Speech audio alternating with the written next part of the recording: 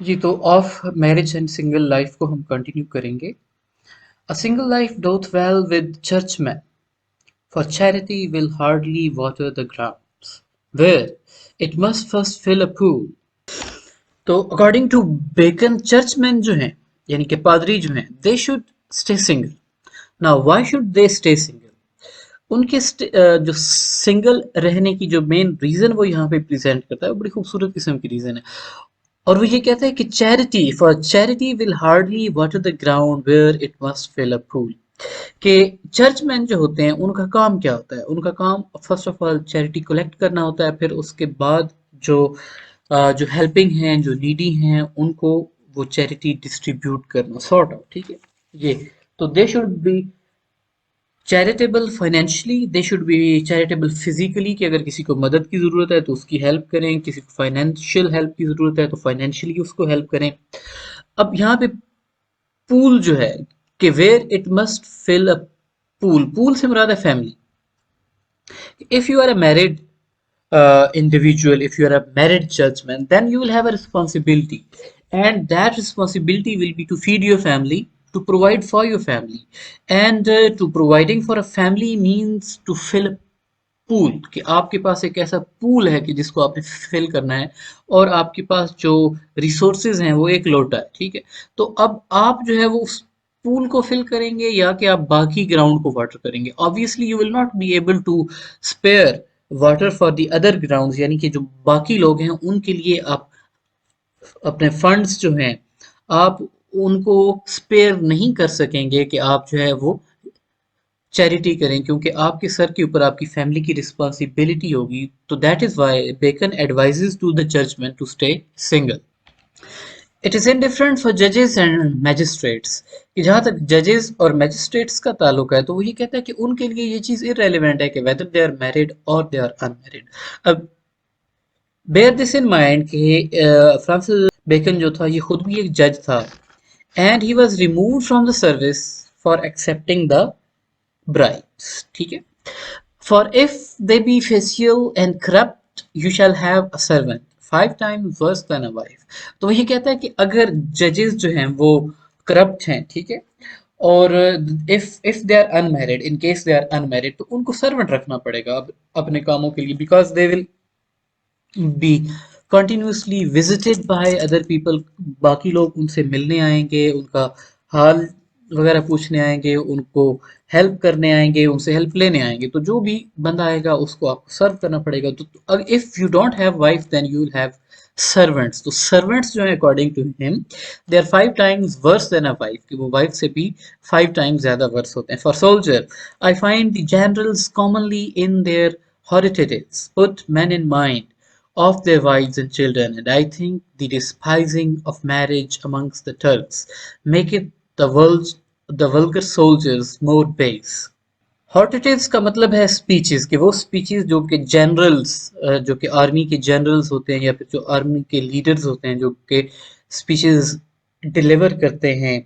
अपने सोल्जर्स को, उनको इंस्पायर करने के लिए, उनके अंदर इंस्पिरेशन को जगाने के लिए जो स्पीचेस डिलीवर की जाती हैं उनको हॉर्टेटिव्स कहा जाता है, ठीक है। तो वो जो स्पीचेस होती हैं, if you look at American movies या फिर जितनी भी वार मूवीज हैं, तो उसमें जो स्पीचेस के अंदर जो मेन मोटिवेशनल एलिमेंट होता है वो होता है you have to fight for your family, कि तुम्हें अपने खानदान के लिए लड़ना होगा, ठीक है। जो अमेरिकन हैं उनको अपने फैमिली के लिए, अपनी कंट्री के लिए लड़ने के लिए जो है वो मोटिवेट किया जाता है कि when you are fighting there you're not fighting for yourself, you're not fighting for your country, rather you are fighting for your family, कि तुम अपनी फैमिली के दिफा के लिए लड़ रहे हो। And if you will not fight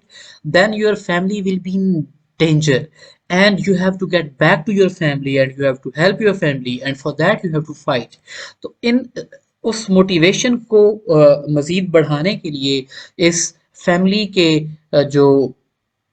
उसको एज अ मोटिवेशन यूज किया जाता है आर्मी जनरल्स की जानिब से। और व्हेन द सोल्जर्स जब उनके जहन के अंदर उनकी फैमिलीज होती हैं तो they fight more desperately and they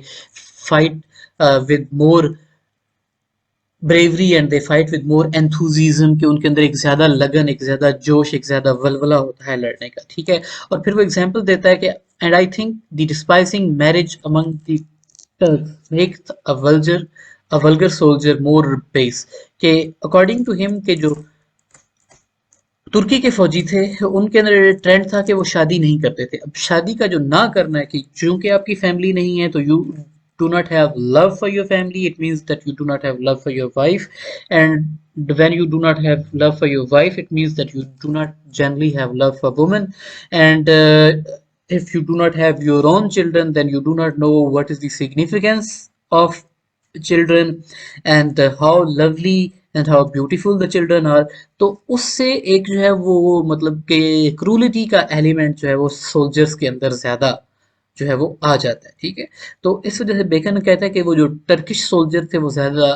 base थे, ज्यादा जालिम थे, because they were unmarried, because they believe that marriage is not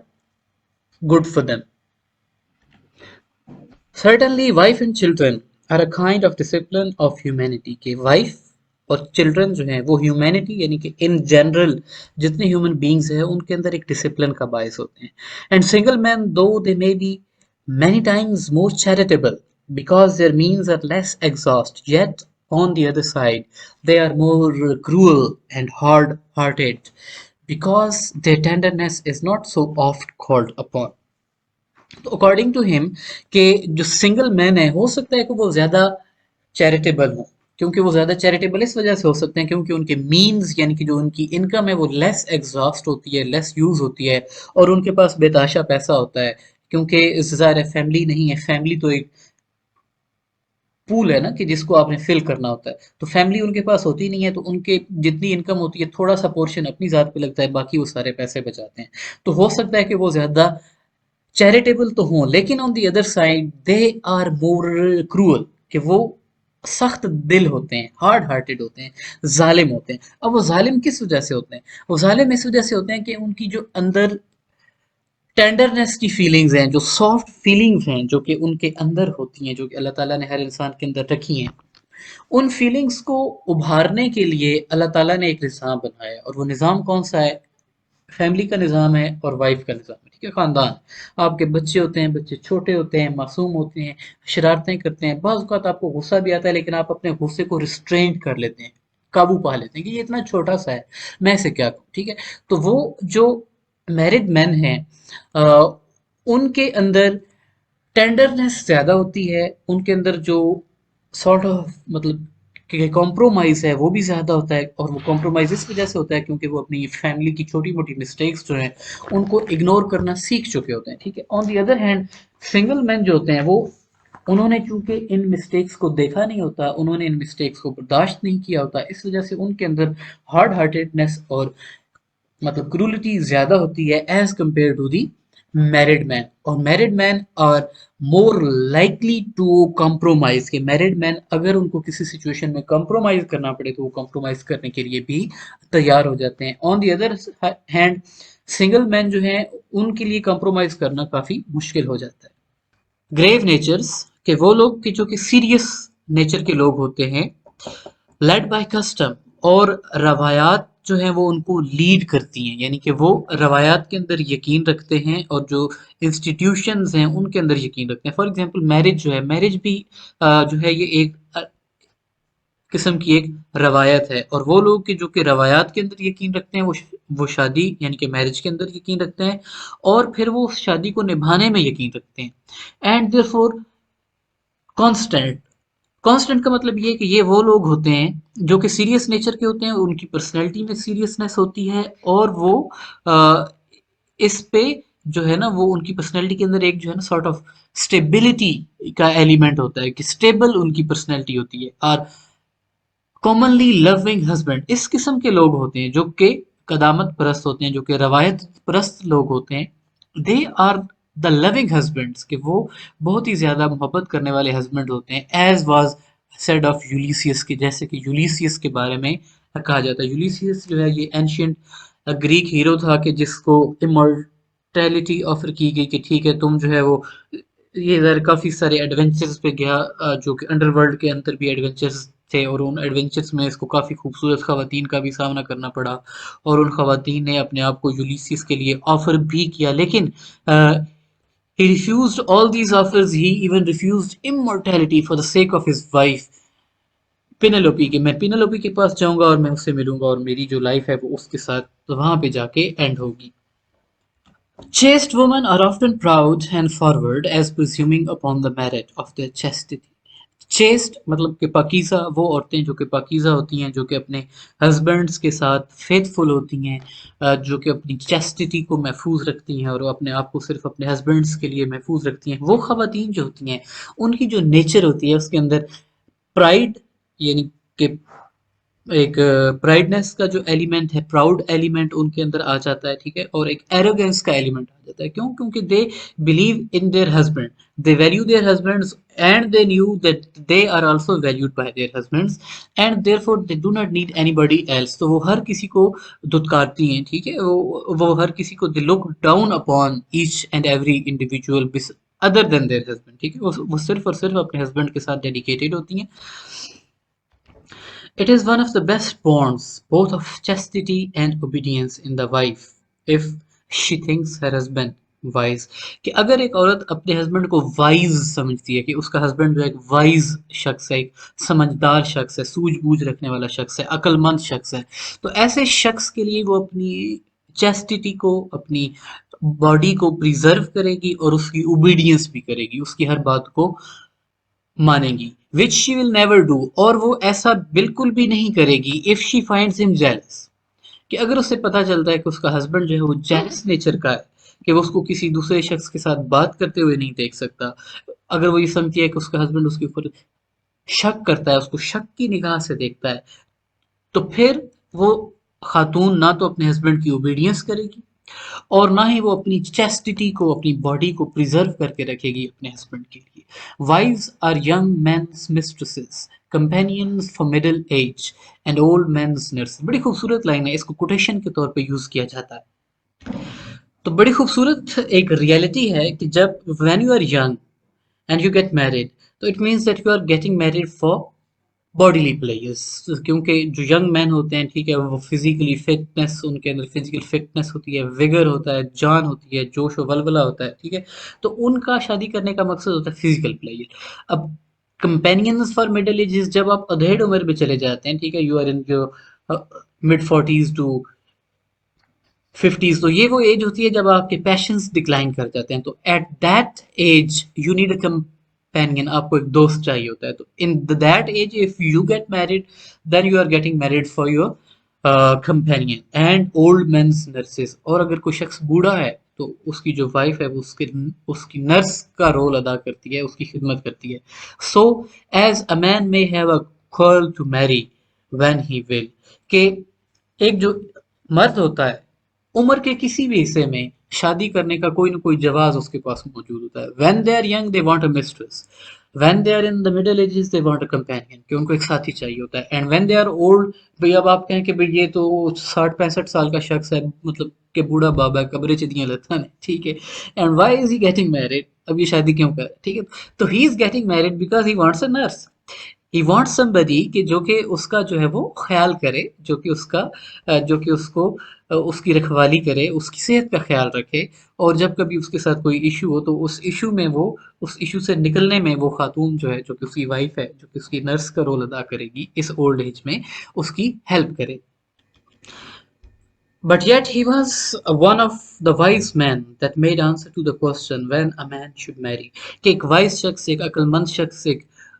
दाना शख्स से जब ये सवाल पूछा गया कि एक इंसान को, एक मर्द को कब शादी करनी चाहिए, अब ये दोबारा विटी जो रिमार्क्स हैं, जो एक थोड़ा सा एक ह्यूमरस टच जो है उसने देने की कोशिश की है बेकर ने, कि एक वाइज मैन से पूछा गया कि what is the right age to get married, कि शादी करने की सही उम्र कौन सी है, तो उसने आंसर दिया a young man not yet, के जो एक नौजवान शख्स होता है उसको शादी नहीं करनी चाहिए. क्यों? क्योंकि because it is too early. An elderly man not at all, और एक बूढ़ा शख्स जो है उसको शादी बिल्कुल भी नहीं करनी चाहिए. Why because it is too late. तो according to him the best thing is never to get married and spend a single life. Again, अब ये एलिमेंट कौन सा है, मटेरियलिस्टिक अप्रोच का एक एलिमेंट जो है वो इस आर्ग्यूमेंट से भी रिफ्लेक्ट होता है. तो शादी करना जो है वो एक ऐसा लड्डू है कि जो इसको चखता है वो भी पछताता है, और जो नहीं चखता वो भी उसको पछताता है. It is often seen that bad husbands have very good wives, whether it be that it raises the price of their husband's kindness when it comes, or that the wife takes a pride in their patience. कि ये अक्सर देखा गया है कि जो bad husbands होते हैं यानी कि जो इम्पेशेंट हस्बैंड्स होते हैं जो कि अपनी वाइफ्स को बर्दाश्त नहीं करते, जो कि उन पे जुल्म ढाते हैं, उनकी वाइफ्स जो होती हैं वो बहुत अच्छी होती हैं। अब उसकी वो आगे दो रीजंस देता है। नंबर वन पे ये कि जब जो ओकेजनल काइंडनेस है कि ज़ाहिर है कभी-कभी तो वो शख्स जो कि ज़ालिम शख्स है वो भी मेहरबान होगा। तो वो जो लम्हात हैं मेहरबानी के वो उन मेहरबानी के लम्हात को एप्रिशिएट करती है और इस वजह से वो उसके साथ जो है वो वफादार रहती है। दूसरा जो है वो ये रीज़न है कि वो अपनी जो उसकी अपनी पर्सनल पेशेंस है यानी कि जो ज़ाती उसका हौसला है वो उसके अंदर फ़ख्र महसूस करती है और वो अपने आप को ये समझाती है कि ठीक है मेरा हस्बैंड जितना भी ज़ालिम है मैं इसका साथ नहीं पाऊंगी, ठीक है। तो अपने आप पे उसको प्राउड होता है, अपने आप पे उसको इतना ज़्यादा प्राउड होता है कि वो जिस किस्म के भी हालात होते हैं वो उसमें वो गुजारा करती है। But this never fails if the bad husband were of their own choosing. कि अगर एक खातून शादी करती है अपनी चॉइस की, ठीक है, वो अपनी मर्जी से शादी करती है